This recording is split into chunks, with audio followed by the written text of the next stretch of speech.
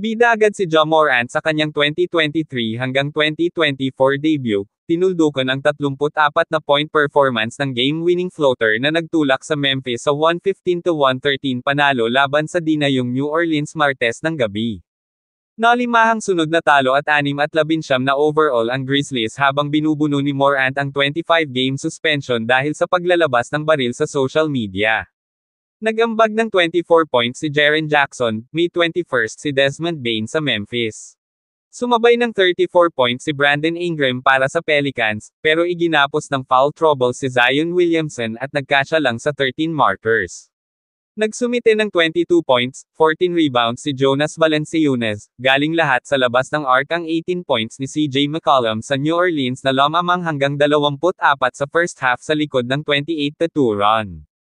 Gumapang pabalik ang Grizzlies, na ibaba sa 69-62 bago inagaw ang lead 113-111 sa basket ng sino pa kundi si Morant 1-22 pa. Itinabla ng Pelicans bago nagsagutan ng missed threes. Paubos ang oras, umatake si Morant, umikot sa lane at pinakawalan ang floater. Binubo ng Pelicans crowd si Morant sa pregame introductions at sa unang hawak niya ng bola.